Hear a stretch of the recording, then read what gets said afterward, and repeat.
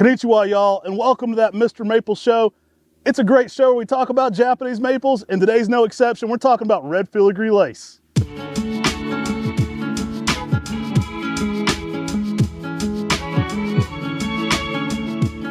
Y'all, I'm Tim, this is my brother Matt. We're MrMaple.com, and we're on location at Buchholz Nursery.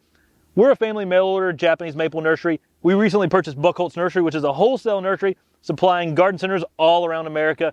And today we're going to be talking about one of the coolest, one of the most finely textured Laceleaf Japanese maples, Red Filigree Lace. Guys, this one is almost impossible to catch on camera. It's like a Sasquatch. You never can get a really good picture of Red Filigree Lace. The foliage is so thin and elongated, it really doesn't capture its full splendor. I often try to catch this one when it's wet because it kind of shows up a little bit, and it's one of the darkest red Japanese maples with some of the thinnest foliage of any tree you'll ever see. And one of the things I love about that dark foliage is it holds well in deep shade all throughout the summer. Some of the other finely textured selections, there's some Red Filigree Lace and there's Red Feathers and a few others. They don't hold as well as Red Filigree Lace. Red Filigree Lace, I mean, if you come check it out midsummer in deep shade, it holds that dark red color. Because of that, I like to plant something like a sedum or something underneath it because, again, Matt said, it's like a Sasquatch. It's hard to photograph. And you put something underneath it that's lightly colored, you can really see the fine intricacies of the foliage. Now guys, let's address the elephant in the room. We're standing next to one of the biggest ones of these in the entire world. This thing's in a massive box. I typically list this tree as 3 feet tall by 3 feet wide in 10 years. Can you imagine the age of this one behind me? It's one of the oldest specimens of this in the entire world.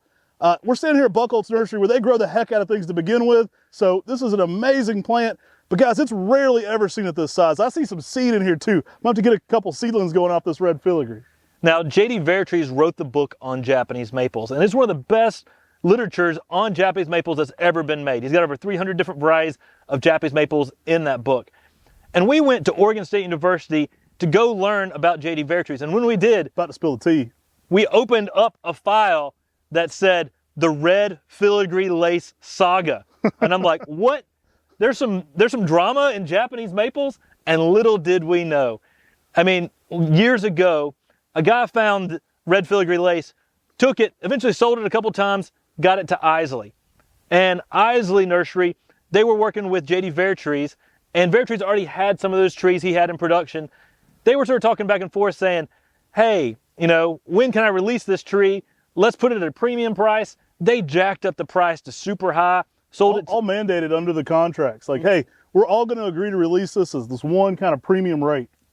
And they jacked up those prices, sold some of those plants. There were contracts that had to be signed saying, I will not propagate this for X amount of years.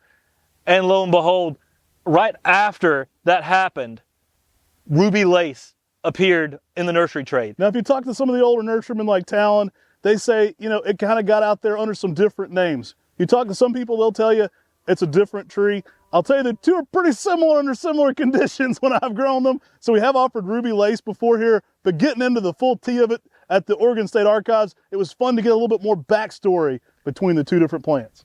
That could be the same one. So that's some of the drama. And then we've got Isley contacting Vertri saying, hey, what's going on here with this Ruby Lace? What's going on with Red Filigree Lace?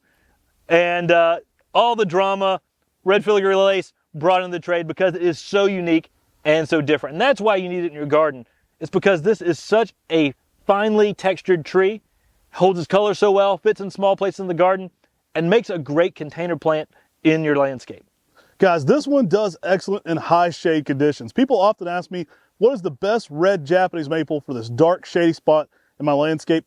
Think about Red Filigree Lace. It's going to hold that color exceptionally well. You're going to get a deep red, even in a high shade environment. This one really performs well. It's going to work zones 5 through 9. You want to give this one some shade in that heavy zone 9 in a hotter climate, but it's durable as all get out, and that color just goes on and on. It holds that deep red so well. And this is a tree, can add some drama to your garden. Cool backstory on this plant. It's crazy how every tree's got a story, and this one's got that drama in the background. I mean, it's only because it was so popular. Everybody was freaking out. They were like, this is the craziest thing I've ever seen. That's why you get to that level of like deception and what's going on, and is there multiple names? And it's all because everybody wanted this new crazy thing. They're getting easier to get now. It was very hard to propagate early on. Now we found some tricks to get this one growing in the trade. It's something we try to frequently offer here on MrMaple. Now guys, this is a massive one. Town's been growing this one since the whole thing began. This one's from probably early to late 80s, and it's been around a while. So y'all, hope you enjoyed today's drama and this amazing tree, and enjoy it in your garden, y'all. Take care. God bless. Have a good day.